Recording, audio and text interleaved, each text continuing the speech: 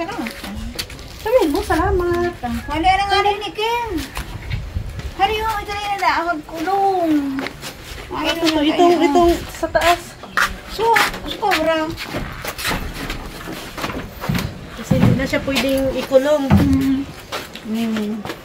Oo, na. Sira na din pala tong kwarto ni Norma na, no? Ako nga lang ayos-ayos kaya ha. Dahil nang huwag gagawa ta. So lang nag-ayos-ayos na, Ara-al daw yung gawa, sige ang huko. Gamot araw-araw inom ka, ha? Ha? Ito kwarto mo? Huwag ka na dyan. Tira ang higdaan eh. Anay? Tira ang higdaan eh. Saan siya matutulog? Kanin daw ako di. Ito nga rin nagawala siya dyan. Ako sa luwas warawang ginaghigda. Ngayon, nakakaigdaan ako dyan. Tayo hulong na. May bulong na. Iyo. Kailang yung bahay niya, medyo gayaan, ha? Natawa na ito siya. Sino? Ganun ba ito? Aki ko po. Anak mo, saan bahay niyo? Iko nga eh. Ito lang po, kuya. Ay, ganun ang bahay, pinakabahay mo? Yung ko ito dati. Tapos,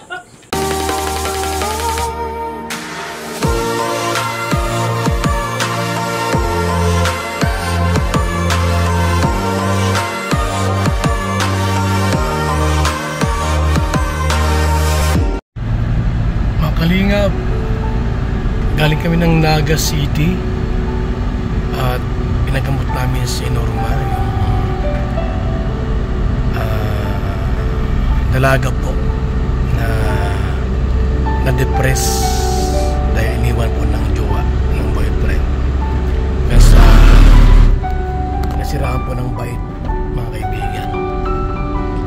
At ngayon po ay pauwi na rin po kami sa kanila. Galing kami ng diet, mga kaibigan. So ito po si Norma, mga kaibigan, no? Ano? Okay na po siya. Yan. Si Norma. Kanta ka na uli. Kumanta ka. Norma. Ano ang kantahin mo? Imelda Papin? Lones ng kitay. Imelda Papin. Kumakanta yung mga kaibigan. Norma po ay bata pa po yan. 27 pa lang po yan, mga kalingap. Yun nga po yung nangyari sa kanya. Sobrang pagmamahal, labis na pagsinta sa lalaking kanyang inibig at iniirog. Subalit, matapos ang lahat, ay iniwan po siya ng gayon na lang. Kaya siya po ay na-depress at nawala sa sarili. Kaya ang ginawa po natin, mga kalingap, ay pina-check up natin sa Naga City at binigyan po ng gamot para siya po ay gagaling. Siya ay tuluyang gagaling po sa kanyang karamdaman ng depression at pagkawala sa kanyang ulirat o sarili.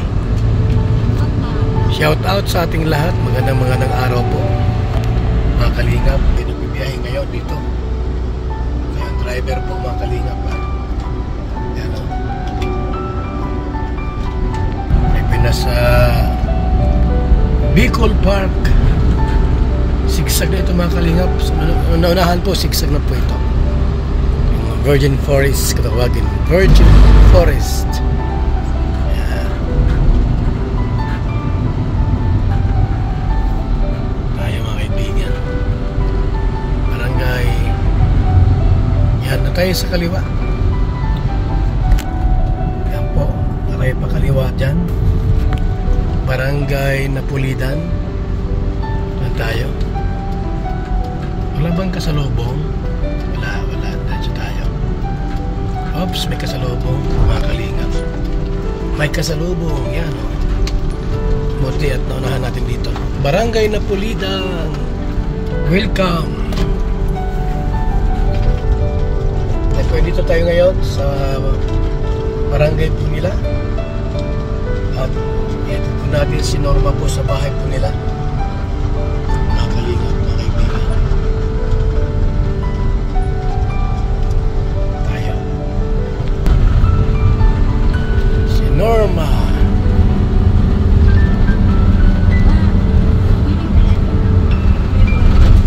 Norma. Mga kalingap. Ang bata pa ito.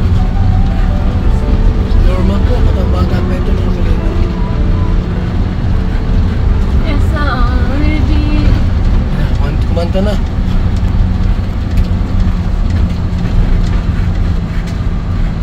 Kumanta na po.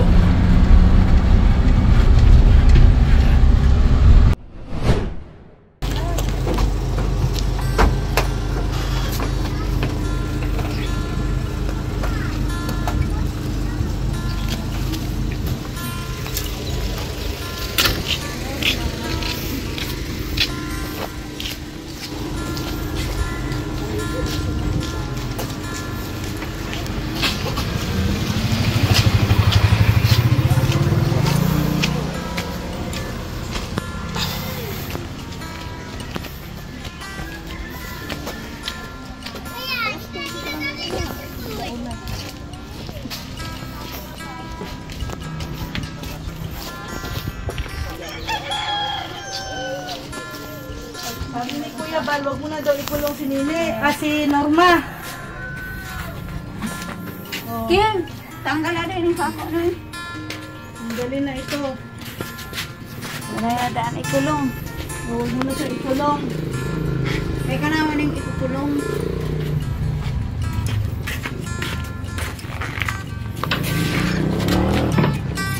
Anong masasabi mo, Norma? Norma, Wala na kay Ate Rhea. mauwi na kami. Nalungkot. Nalungkot. Gusto ka maiba? Maiba ka? Masama ka? Sa susunod na. Susunduin ka namin ulit dito. Ha? Magbabay ka na. Oh. Pasalamat ka na. Dino nagkatarong ka. Salamat. Sabihin mo, salamat. Wala na nga rin ni Kim. Hari mo, ito rin na ako kulong. Ay, Itong sa taas. Sobra. Kasi hindi na siya pwedeng ikulong. Oo, ito na. Sira na din pala tong kwarto ni Norma na no? Ako nga lang ito, ayos-ayos eh ha. Ngayon nang huwag gagawa ta. Ikaw lang nag-ayos-ayos na Ara-al daw yung gawa, sige ang kuko. Ngayon ano kataon na. Oh, nagamot na. Basta yung ano na, wag nang ano. Kaya ko na ini mamahali, o tama ka rin at plano. Huwag mo Yung na agihan ito lang. Oh. Ito yung kwarto ni Norma, mga kalingap. Tabunan mo lang na ano na ito, sako. Para hindi makita. Pero yan, igoy ka. Babay na! Babay na! Uy, nadaan eh. Na kami. Nalulungkot na siya kasi uwi na. Kasog usaot to. Oo. Salamat tayo ng Reden. Ito ay si Kuya Wal. Salamat po ano. Okay, awat mo na lang kay Kuya Wal.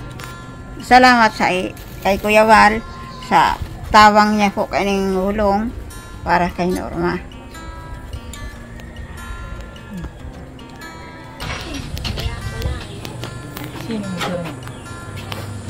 Sinanay naman. Dito siya. Oh! At yan ang awan ni Kanta. Gamot araw-araw inom ka ha? Ha? Ito kwarto mo? Huwag ka na dyan? Yan ang higdaan eh. Anay? Yan ang higdaan eh. Saan siya matutulog? Kanin duwa, kundi ito nga ning nagawala siya dyan. Ako sa luwas warawang ginagigda. Ngayon, nakakaigdaan ako dyan. Tayo hulong na. May bulong na. Iho. Kailang yung bahay niya, medyo gaya na. Natawa ng kusa. Ano, daa? Sino? Ganun ba ito? Aki ko po. Anak mo, saan bahay niyo? Iho nga eh. Ito lang po kuya. Ay, ganun bahay, pinakabahay mo? Uy, yung ito dati. Hmm. Tapos, nung magwa itong anak ko, yung anak ng nanakaw noon, sinakop yung guwong dito. Yan na, ito na lang karap-karap namin. Sa kanila yan. Ito. Sa kanila. Ito na sa inyo. Oh. Saan kumakain? Tawa siya kanina, malungkot. Saan kumakain? Saan nagluluto? Dito po. Dito kay Lolo. Babalik na tayo dito, magkakain kaming bigas ng Pagkain, grocery. natutulog na dito. Ah, okay, very good. Ah, grabe init. Anong tawa ah? Ano ka, putang naga no? Ah. Ano lang si Kuya Kins ay. Kuya Kins! At least po may gamot na, kalmante na siya. Hindi ka na mahirapan ay. Ano hanap buhay mo na ay? Nag-uuring lang po ako. At least may kita kayo. Di na una ako mauring tayo mga alaga. Hindi na alagaan yan, okay na yan. Okay na, sige po. Galing na yan. Piniwanat ko na lang kay Tusot ko ako. Oo. Putaan na, bakong...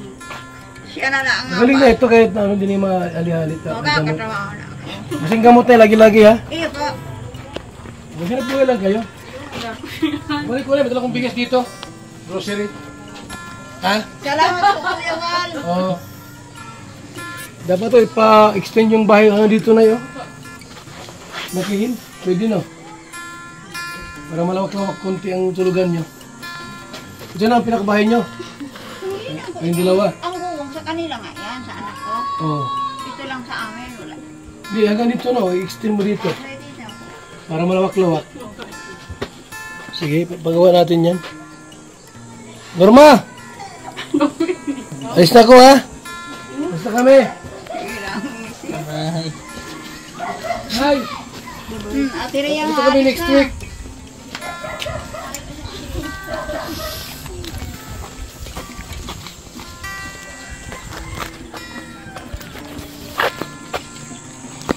Salamat po mga kalingap at nihatid namin si Norma ng maayos at okay na po, may gamot na po siya. So ano lang po, laban lang, inom lang siya ng gamot para gumaling na po si Norma sa kanyang sakit at karamdaman. Salamat, mabuhay, God bless mga kalingap.